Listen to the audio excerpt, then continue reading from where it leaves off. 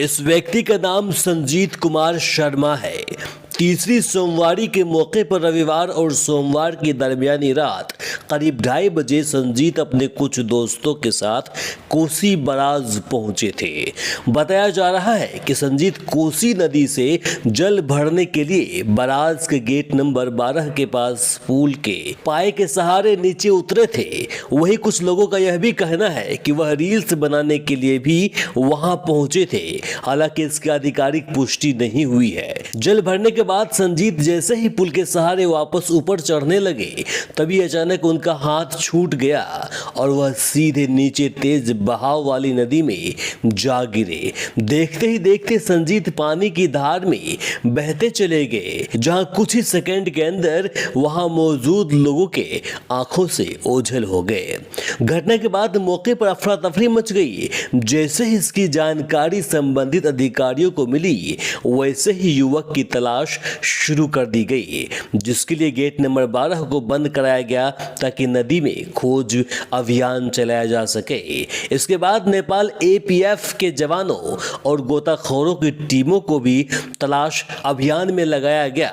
हालांकि नदी का बहाव काफी तेज होने के कारण दल के सामने लगातार मुश्किलें आती रही। जहां सोमवार को दिन भर गोताखोरों और एपीएफ जवानों ने नदी में संजीत की तलाश की, लेकिन देर तक खोजबीन के बावजूद उसका कोई सुराग नहीं मिल सका।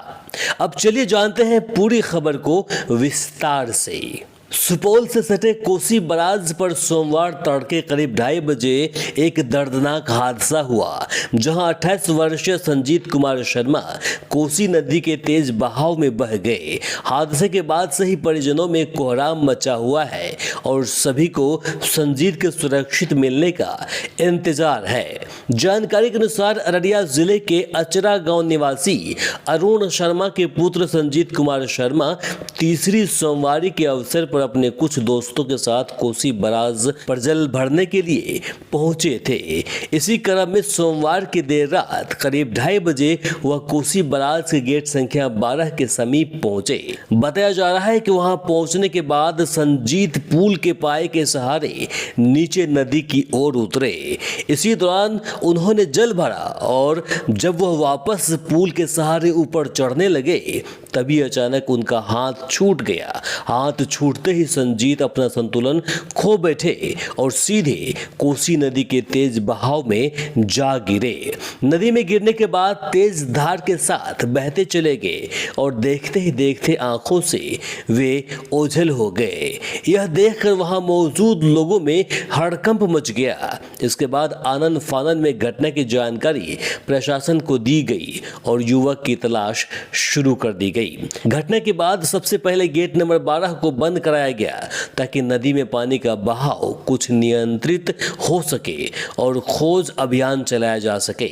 इसके बाद नेपाल एपीएफ के जवानों और गोताखोरों की टीमों को मौके पर बुलाया गया। टीम ने नदी के अलग अलग हिस्सों में संजीत की तलाश शुरू की। हालांकि कोसी नदी की तेज धार के कारण गोताखोरों को भी काफी परेशानी का सामना करना पड़ा। इसके बावजूद सोमवार को दिन भर लगातार खोज अभियान चलाया गया, लेकिन देर शाम तक संजीत का कोई सुराग नहीं मिल पाया।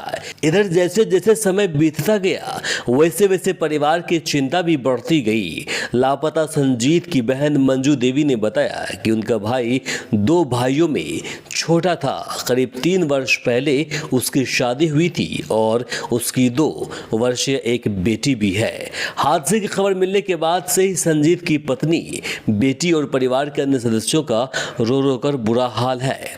परिवार की नजरें अब इसी उम्मीद पर टिकी है कि तलाश के जरिए जल्द ही संजीत का पता चल जाए। weavasnews.com bureau.